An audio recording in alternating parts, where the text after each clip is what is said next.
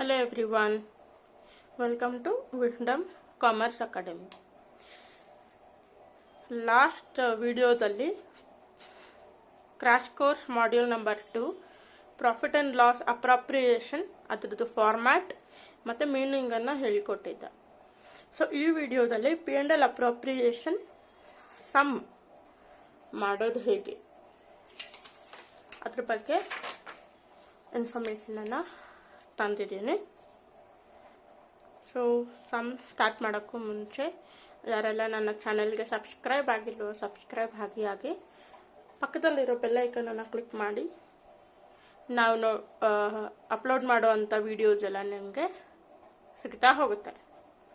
So ಇದು crash course ಮತ್ತು regular classes, ಅಂದರೆ ರೆಗ್ಯುಲರ್ ಆಗಿ ಎಲ್ಲ ಟಾಪಿಕನ್ನು ಕವರ್ ಮಾಡ್ತೀವಿ, ಹಾಗೆ ಕ್ರ್ಯಾಶ್ ಕೋರ್ಸ್ಗೆ ಬೇಕಾಗಿರುವಂಥ ಟಾಪಿಕನ್ನು ನಮ್ಮ ಚಾನಲ್ನಲ್ಲಿ ಕವರ್ ಮಾಡ್ತಾ ಬರ್ತೀವಿ.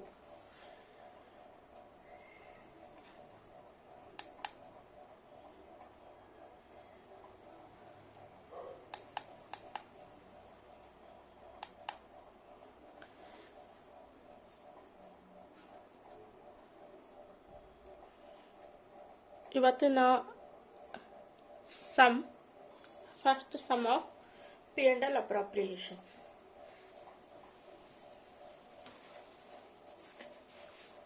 ಏನೇನಿದೆ ಸಮ್ಮಲ್ಲಿ ನೋಡೋಣ.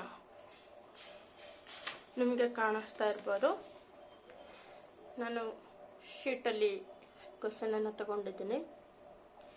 ಈ ಕ್ವಶನ್ ಏನಿದೆ ಒಂದ್ಸಲ ಓದ್ತೀನಿ, ಗಮನ ಇಟ್ಟು ಕೇಳಿಸ್ಕೊಳ್ಳಿ. Pramod and Praveen commenced business with capital investment of 80,000 and 60,000 respectively on 1st April 2017. They agreed to share profit and losses in the ratio of 3:2. ನಮಗೆ ಇಯರ್ ಸ್ಟಾರ್ಟಿಂಗ್ ಡೇಟ್ ಮತ್ತು ಅವತ್ತು ರೇಷಿಯೋ ಕೊಟ್ಟಿದ್ದಾರೆ. For the year ending 31st March 2018, they agreed and they earned a profit of rupees 24,000. Before allowing the following ಅಂತ ಹೇಳಿದ್ರೆ ಇದು adjustment part. ಇಲ್ಲಿ 1 2 3 5 points ಅಥವಾ 4 points ಏನು ಕೊಟ್ಟಿರ್ತಾರೆ ಅದು ಅಡ್ಜಸ್ಟ್ಮೆಂಟ್ ಪಾರ್ಟ್ ಆಗಿರುತ್ತೆ. ಫಸ್ಟ್ ಬಂದು interest on capital at 6% per annum. Annual salary to Praveen 5,000. Interest on drawing for Pramod 1,500. Praveen 1,000 rupees. Partners drawing Pramod 15,000 and Praveen 10,000. ನಾನು ನಿಮಗೆ ಲಾಸ್ಟ್ ಕ್ಲಾಸಲ್ಲಿ ಅಥವಾ ವಿಡಿಯೋದಲ್ಲಿ ಹೇಳಿದಾಗ ನಮಗೆ 5 ಪಾಯಿಂಟ್ಸ್ ಬೇಕಾಗಿರೋದು. P&L ಅಪ್ರಾಪ್ರಿಯೇಷನ್ ಮಾಡೋದಕ್ಕೆ 5 ಪಾಯಿಂಟ್ಸ್ ನಮಗೆ ಬೇಕಾಗುತ್ತೆ. ಅದರಲ್ಲಿ ಯಾವ್ದ್ಯಾವುದು, ಒಂದು ಇಂಟ್ರೆಸ್ಟ್ ಆನ್ ಕ್ಯಾಪಿಟಲ್, ಇನ್ನೊಂದು partners salary, partners commission, net profit ಮತ್ತು ಇಂಟ್ರೆಸ್ಟ್ ಆನ್ ಡ್ರಾಯಿಂಗ್.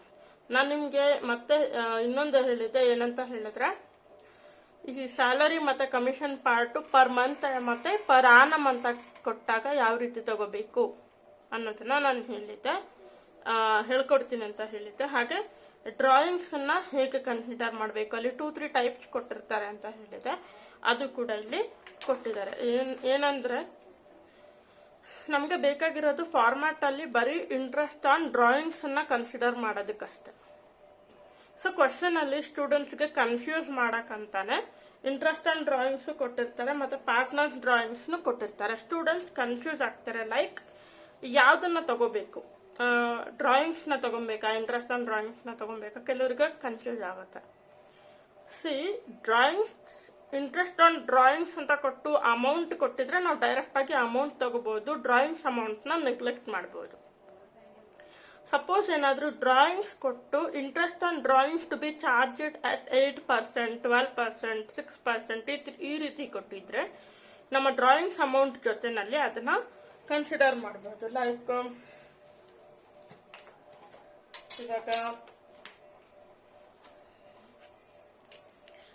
ಇಲ್ಲಿ 15,000 ಕೊಟ್ಟಿದ್ದಾರಲ್ವಾ, 15,000 ಅಲ್ಲಿ interest on drawings to be charged at 8% per annum ಅಂತ ಕೊಟ್ಟಿದ್ರೆ ಈ ರೀತಿ ತಗೊಂಡ್ ಮಾಡ್ಬೋದು. 8/100 ಅಂತ ಮಾಡಿ ಒಂದು ಅಮೌಂಟ್ ಬರುತ್ತೆ, ಅದನ್ನ ತಗೋಬಹುದಾಗಿತ್ತು ಫಾರ್ಮ್ಯಾಟ್ ಮಾಡ್ಬೇಕಾದ್ರೆ. ಬಟ್ ಇಲ್ಲಿ ಏನ್ ಕೊಟ್ಟಿದ್ದಾರೆ, ಇಂಟ್ರೆಸ್ಟ್ ಆನ್ ಡ್ರಾಯಿಂಗ್ಸ್ ಅಮೌಂಟ್ ಕೊಟ್ಟಿದ್ದಾರೆ ಮತ್ತೆ ಡ್ರಾಯಿಂಗ್ಸ್ ಅಮೌಂಟ್ ಕೊಟ್ಟಿದ್ದಾರೆ. ಈ ತರ ಇದ್ದಾಗ ಡ್ರಾಯಿಂಗ್ಸ್ ಅಮೌಂಟ್ ನ ಆರಾಮಾಗಿ ನೆಗ್ಲೆಕ್ಟ್ ಮಾಡಬಹುದು, ಇಂಟ್ರೆಸ್ಟ್ ಆನ್ ಡ್ರಾಯಿಂಗ್ಸ್ ಅಮೌಂಟ್ ನ ತಗೋಬಹುದು. ಇದು ಒನ್ ಟೈಪ್. ಸೆಕೆಂಡ್ ಟೈಪ್ ಏನಂದ್ರೆ ಇಂಟ್ರೆಸ್ಟ್ ಆನ್ ಡ್ರಾಯಿಂಗ್ಸ್ ಅಮೌಂಟ್ ಕೊಟ್ಟು ಪರ್ಸೆಂಟೇಜ್ ಕೊಡ್ತಾರೆ, ಅವಾಗ ನಾವು ಕ್ಯಾಲ್ಕುಲೇಟ್ ಮಾಡಿ ಬರೋ ಅಂತ ಅಮೌಂಟ್ ಅನ್ನ ನಾವು ತಗೋಬೇಕಾಗತ್ತೆ, ಕನ್ಸಿಡರ್ ಮಾಡಬೇಕಾಗತ್ತೆ. ಇದು ಸೆಕೆಂಡ್ ಟೈಪ್. ಇನ್ನೊಂದು ಥರ್ಡ್ ಟೈಪ್ ಏನಂತ ಹೇಳಿದ್ರೆ ಡೈರೆಕ್ಟ್ ಆಗಿ ಬರೀ ಇಂಟ್ರೆಸ್ಟ್ ಆನ್ ಡ್ರಾಯಿಂಗ್ಸ್ ಅಮೌಂಟ್ ನ ಕೊಡ್ತಾರೆ, ಡ್ರಾಯಿಂಗ್ಸ್ ಅಮೌಂಟ್ ಕೊಡಲ್ಲ ಕೆಲವು ಕ್ವಶನ್ ಅಲ್ಲಿ. ಸೊ ನಮಗ್ ಬೇಕಾಗಿರೋದೇನು ಅಲ್ಟಿಮೇಟ್ ಆಗಿ ಇಂಟ್ರೆಸ್ಟ್ ಆನ್ ಡ್ರಾಯಿಂಗ್ಸ್ ಮಾತ್ರ ಬೇಕು, ಅದನ್ನ ಕನ್ಸಿಡರ್ ಮಾಡಿದ್ರೆ ಸಾಕು. ಸೊ ಇವಾಗ ಈ ಕ್ವಶನ್ ಅನ್ನ ನಾನು ನಿಮ್ಗೆ ಓದಿದ್ದೀನಿ ಒಂದ್ಸತಿ ಏನೇನಿದೆ ಅಂತ. ಇದು ಬಿಟ್ಟು ನಾವು ಸಮ್ ಹೇಗ್ ಮಾಡಬೇಕು ಅಂತ ನೋಡೋಣ.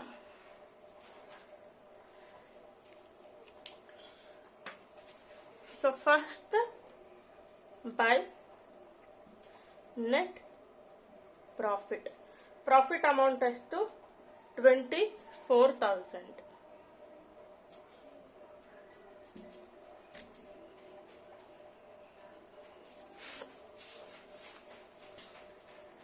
ಸೊ ಇಲ್ಲಿ ಡೆಬಿಟ್ ಕಾಲಮ್ ಅಲ್ಲಿ first to interest on capital. Capital amount ಬಂದು ಎಷ್ಟು ಜನ ಪಾರ್ಟ್ನರ್ಸ್ ಇರ್ತಾರೋ ಅಷ್ಟು ಜನ ಪಾರ್ಟ್ನರ್ಸ್ಗೆ ನಾವು ಪ್ರೊವೈಡ್ ಮಾಡಬೇಕು. ಕ್ವೆಶನ್ ಅಲ್ಲಿ ಕೇಳಿದ್ದಾರೆ 6%. ಇವಾಗ ಪ್ರಮೋದ್ ಅವ್ರದ್ದು ಕ್ಯಾಪಿಟಲ್ ಅಮೌಂಟ್ ಬಂದು 80,000. 80,000ಗೆ ನಾವು ಕ್ಯಾಲ್ಕುಲೇಟ್ ಮಾಡಿದಾಗ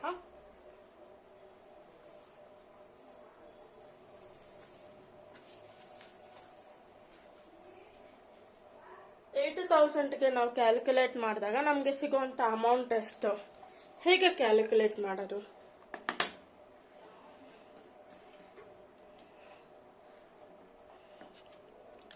$80,000 into 6 divided by 100, 4,800.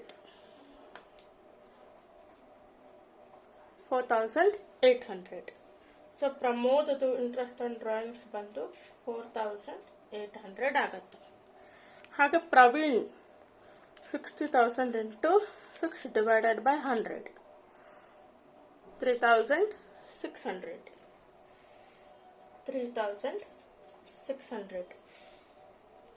So Praveen salary ಇಲ್ಲಿ ನೀವು ನೋಡ್ಬೋದು, ಪ್ರವೀಣ್ ಸ್ಯಾಲರಿ ಅಂತ ಕೊಟ್ಟಿದ್ದಾರೆ. ಪ್ರವೀಣ್ ಸ್ಯಾಲರಿ ಅಂತ ಹೇಳಿದ್ರೆ ಆನ್ಯುವಲ್ ಸ್ಯಾಲರಿ ಅಂತ ಕೊಟ್ಟಿದ್ದಾರೆ. ಆನ್ಯುವಲ್ ಅಂತ ಹೇಳಿದ್ರೆ ಪರ್ ಆನಮ್. ಆನಮ್ ಅಂದ್ರೆ ಆನ್ಯುವಲ್ ಅಂದ್ರೆ ವರ್ಷದ ಸ್ಯಾಲರಿಯನ್ನ ಕೊಟ್ಟಾಗ ನಾವು ಅದು ಡೈರೆಕ್ಟ್ ಅಮೌಂಟ್ ನ ತಗೋಬಹುದು. ಸಪೋಸ್ ಈಗ ಪ್ರವೀಣ್ ಮಂತ್ಲಿ ಸ್ಯಾಲರಿ ಅಂತ ಕೊಟ್ಟಿದ್ರೆ ಒಂದು ಅಮೌಂಟ್ ಇವಾಗ 500 ಅಂತ ಕೊಟ್ಟಿರ್ತಾರೆ. ಸೊ ಮಂತ್ಲಿ ಅಂತ ಹೇಳಿದಾಗ ನಾವು ಯಾವುದೇ ಅಮೌಂಟ್ ಕೊಟ್ಟಿದ್ರೆ ಅದನ್ನ ಇಂಟು 12 ಮಾಡಬೇಕು.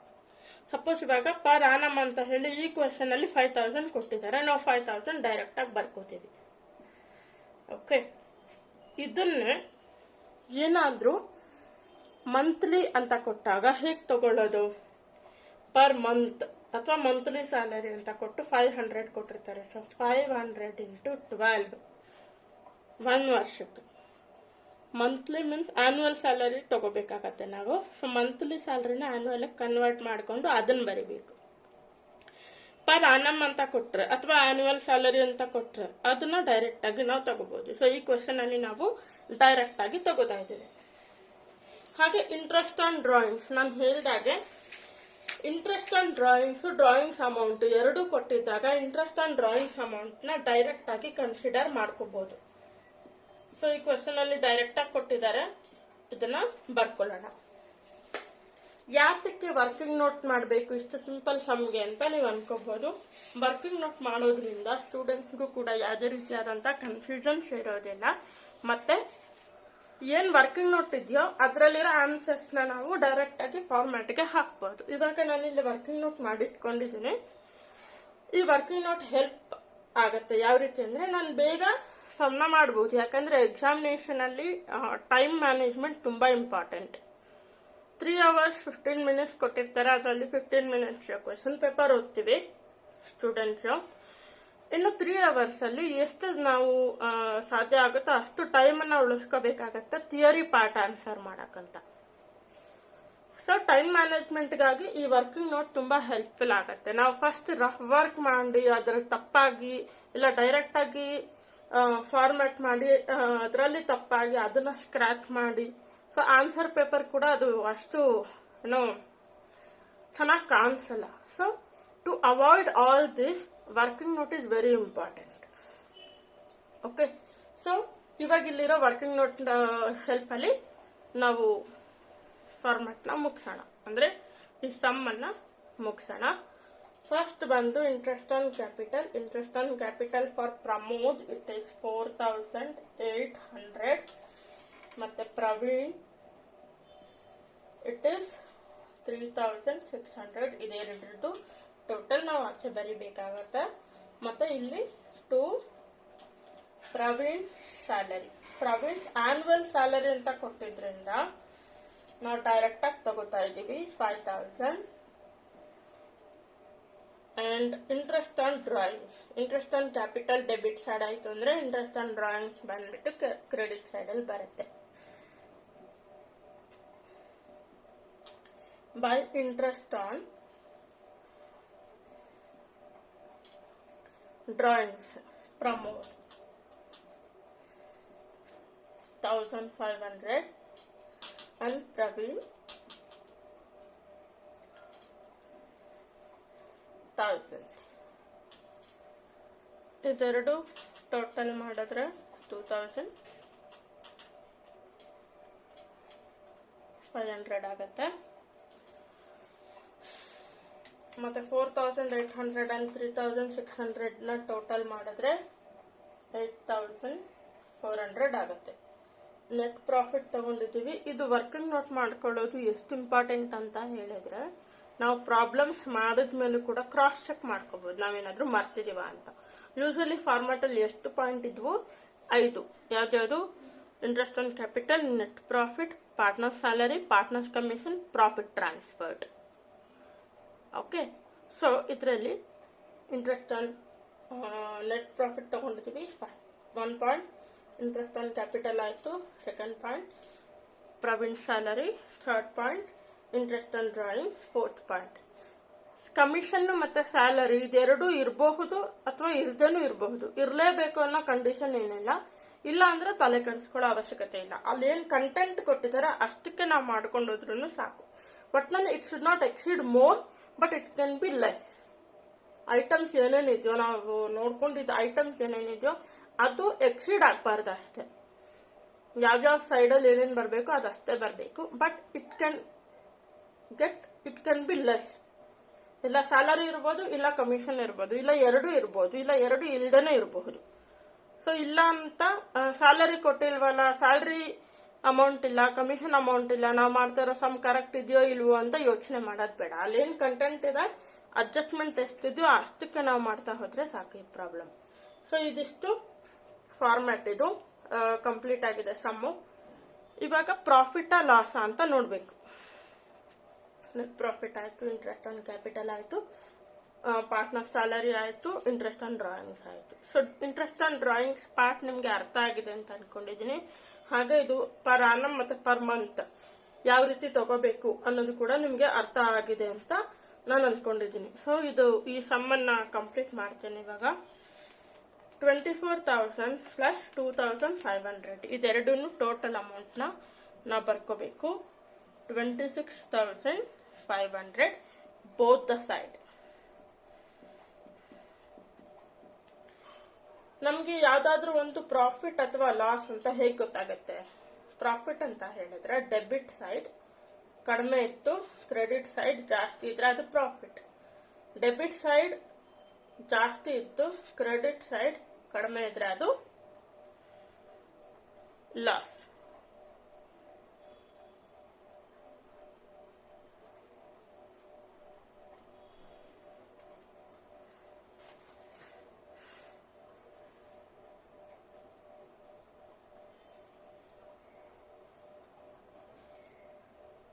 ಸೊ 26,500 ಟೋಟಲ್ ಅಮೌಂಟ್ ಎರಡು ಕಡೆ ಬರ್ಕೊಂಡಿದೀವಿ. ಇದರಿಂದ ಇಲ್ಲಿರುವಂತ ಅಮೌಂಟ್ ಅನ್ನು ನಾವು ಮೈನಸ್ ಮಾಡಬೇಕು, ಡಿಡಕ್ಟ್ ಮಾಡಬೇಕು. ಡಿಡಕ್ಟ್ ಮಾಡಿದಾಗ ನಮಗೆ ಸಿಗುವಂತ ಪ್ರಾಫಿಟ್ ಅಮೌಂಟ್ 13,100. ಸೊ ಇದು ಟು ಪ್ರಾಫಿಟ್ ಟ್ರಾನ್ಸ್ಫರ್ಡ್ ಅಂತ ಏನಾದ್ರು ಬರೀರಿ, ಇಲ್ಲಾಂದ್ರೆ ಟು ಪ್ರಾಫಿಟ್ ಅಂತ ಬರೆದ್ರು ಸಾಕು, ನಾಟ್ ಅ ಪ್ರಾಬ್ಲಮ್. ಇದು ಬ್ಯಾಲೆನ್ಸಿಂಗ್ ಫಿಗರ್ ಅಂತ ಕರಿತೀವಿ. ಬ್ಯಾಲೆನ್ಸಿಂಗ್ ಫಿಗರ್ ಅಂತ ಹೇಳಿದ್ರೆ ನಮ್ಗೆ ಅಕೌಂಟ್ಸ್ ಅಂದ್ರೆ both debit and credit side Tally ಆಗ್ಬೇಕು ಅಂತ ಇರುತ್ತೆ. ಸೊ ಈ ಟ್ಯಾಲಿ ಮಾಡಕ್ಕೆ ಇವಾಗ ಈ ಕಾಲಮ್ ಜೊತೆ ಕ್ರೆಡಿಟ್ ಕಾಲಮ್ ಜೊತೆ ಡೆಬಿಟ್ ಕಾಲಮ್ ನ ಟ್ಯಾಲಿ ಮಾಡಕ್ಕೆ ನಮಗೆ ಸಿಕ್ಕಂತ ಬ್ಯಾಲೆನ್ಸ್ ಅಮೌಂಟ್ ಏನಿದೆ ಅದನ್ನ ನಾವು ಬ್ಯಾಲೆನ್ಸಿಂಗ್ ಫಿಗರ್ ಅಂತ ಕರಿತೀವಿ. ಸೊ ಇದಾದ್ಮೇಲೆ ಇದನ್ನ ನಾವು ಪಾರ್ಟ್ನರ್ಸ್ಗೆ ಶೇರ್ ಮಾಡಬೇಕು. ಎಷ್ಟು ಜನ ಪಾರ್ಟ್ನರ್ಸ್ ಇದ್ರೆ ಅಷ್ಟು ಜನ ಪಾರ್ಟ್ನರ್ಸ್ಗೆ ಶೇರ್ ಮಾಡಬೇಕು ಅವರ ಪ್ರಾಫಿಟ್ ಶೇರಿಂಗ್ ರೇಷಿಯೋದಲ್ಲಿ. ಸೊ ಇವಾಗ ಪ್ರಮೋದ್ ಮತ್ತೆ ಪ್ರವೀಣ್, ಈ ಕ್ವೆಶನ್ ಅಲ್ಲಿ ನಮ್ಗೆ ಇದ್ದಂತ ಪ್ರಾಫಿಟ್ ಶೇರಿಂಗ್ ರೇಷಿಯೋ ಬಂತು 3:2. 3:2 is equal to 5. Total 3+2. Okay. So 3ನೇ ಭಾಗ ಅಂದ್ರೆ 5ರಲ್ಲಿ 3ನೇ ಭಾಗ ಪ್ರಮೋದ್ದು, 5ರಲ್ಲಿ 2ನೇ ಭಾಗ ಪ್ರವೀಣ್. ಅಂಡರ್ಸ್ಟುಡ್? ಸೊ ಇವಾಗ 13,100 ಇಂಟು 3 ಡಿವೈಡೆಡ್ ಬೈ 5 ಏನ್ ಬರತ್ತ ಅಮೌಂಟ್ ಅದನ್ನ ಬರೀಬೇಕು. ಮತ್ತೆ 13,100 ಇಂಟು 2 ಡಿವೈಡೆಡ್ ಬೈ 5 ಅದನ್ನ ಇಲ್ಲಿ ಬರೀಬೇಕು. ಸೊ ಎಷ್ಟು ಬರುತ್ತೆ? 7860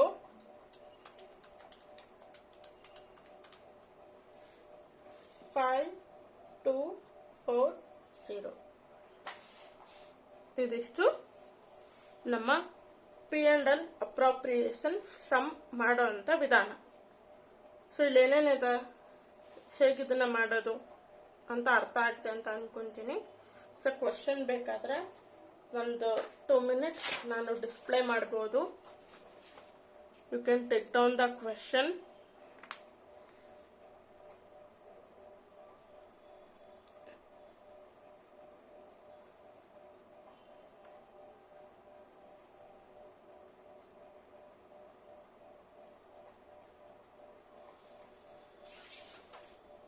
ಕ್ವಶನ್ ನಿಮ್ಗೆ ಒಂದ್ಸಲ ಓದಿದ್ದಾಯ್ತು. So will explain the sum once again in the quick recap. So today we are with the sum of profit and loss appropriation crash course model number 2. So for this, what all we required, those things was explained in my previous video. So in this video I am going to show you how to solve the sum. So first we'll do the working note part, which is very helpful to save your time in your examination. Instead of searching and writing the things inside the column,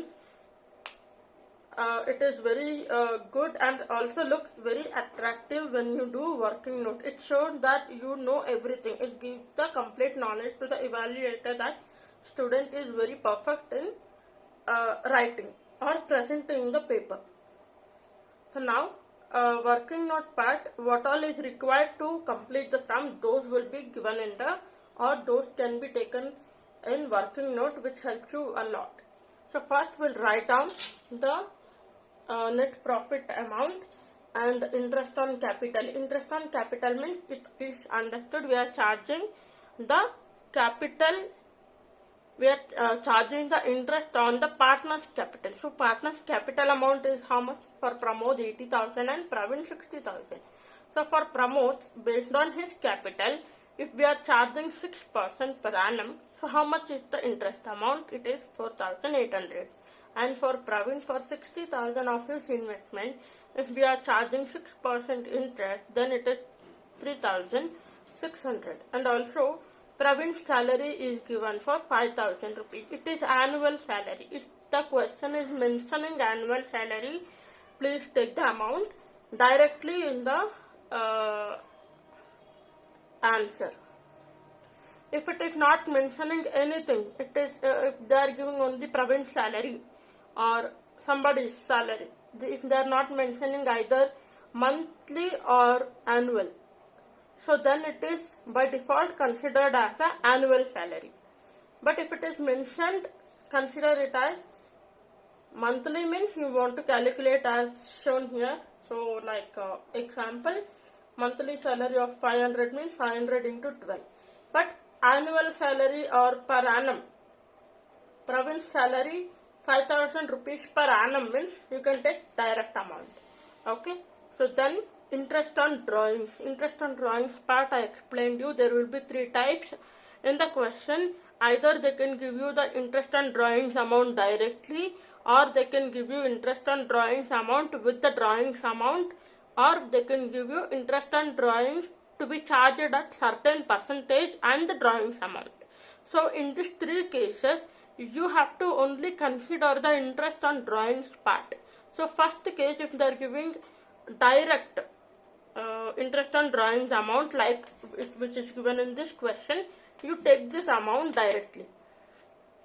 And if they are giving interest on drawings amount and also drawings amount, don't consider the drawings amount, take the interest on drawings amount directly in the sum. And the third case is when they are giving you the percentage, like you can see here in this question, interest on capital at 6% per annum. Same way, interest on drawings at 6% per annum, 8% per annum, if they are giving like that, and the drawings amount is given. So then you calculate how we do it for the interest on capital. So it can be taken like this. So there are 3 cases. You have to carefully look after this, because we want only interest on drawings, not the drawings amount. So we don't need to worry about the drawings amount if at all it is given in the question. Understood? So when it is given in the question, along with the drawing interest on drawings amount, neglect it. But if it is given in the percentage, please consider the drawings amount and take the percentage and calculate the interest on drawings and then write it. So I think in the upcoming sums I can show you like that sum. I can give you the calculation on that. But this is for this question. Okay, so this is all about our working note. Let us come to the sum. So in the sum, first we take the net profit amount. Why I am telling you to write the net profit amount? Because we will forget it. Most of the students will do mistakes here only. They will forget to take the net profit amount. Okay, so take the net profit amount first and then come to debit side. There here interest on capital as calculated, write the partner's name and write the amount, total it and write it. Again, next one is partner's salary, anybody's salary. If it is annually, direct we have to take. If it is monthly, we should do the calculation and we have to take it. Okay. So next is interest on drawing. In this question, they have given interest on drawings amount and as well as drawings amount, but we need only interest on drawings amount, so we have taken it and totaled. So now we should total the credit side. We should see which side is more or less. So to know profit or loss, to know profit, that means if the credit side is more and debit side is less, means it is profit. But if debit side is more and credit side less, means it is loss. Okay, so now it is profit for this problem. The profit amount is 13,100. How we got this 13,100? By summing, by taking the sum of the credit side and deducting the sum total amount of the credit side with the debit side amount, we got the 13,100. That means 26,500 minus 8,400 minus 5,000. So we get 13,100. So how we want to distribute the profit? It is P&L appropriation. Appropriation means distribution of profit and loss. So we want to distribute this profit among the partners. Whoever the partners, how much ever the partner is, but we want to share the profit in their profit sharing ratio. This will be given in the question. Suppose any question is not mentioning the profit sharing ratio, means it is by default understood that they are sharing their profit in the equal manner. That means 1:1. Though if there is a 3 partners and their profit sharing ratio is not given, by default it is understood 1:1:1 is their profit sharing ratio. If there is only 2 partners, then their profit sharing ratio will be 1:1. So while we write here, how we write? For 3 partners we write 1/3. If the 2 partner is there, we write 1/2, because here 3 partner and 2 partner. Clear? This is how we share the profit and loss ratio. When ratio is not given, it is equal. How much ever the partner, that many will be there, but it will be 1:1:1 only. But if it is for 5, 1 divided by 5. If it is 3, 1 divided by 3. If it is 2, 1 divided by 2. Hope this is clear among you. Now, in the sum we got the profit sharing ratio of 3:2. And how we got 5 here? 3:2 is equal to 3 plus 2. That is 5. Okay, so this is how we take the ratio value. Okay, now this amount is distributed among these 2 partners. 13,100 into 3. That means always first ratio, second ratio, third ratio means first partner, second partner, third partner, fourth partner. Like that only it will go. You can't jumble it. Now for Pramod it is 3 ratio. Out of 5, 3 part he will get. 3 divided by 5, the calculation. Praveen, 2 divided by 5 and the calculation amount. So this is how we do P&L appropriation account. Hope you all understood this sum. Please take a look on this and you can copy down the question. I have shown in the video the question also. And you can solve the sum. Once you sit and solve the sum at home. Okay. So by this video I have completed the first sum of P&L appropriation. In my next video I will come up with a different sum on the same topic. And if you have any doubt, you can let me know in the comment box. And if you have not yet subscribed to my channel, you can get subscribed and click on the bell icon so that you will get all the updates which will be done or given in our channel. Thank you.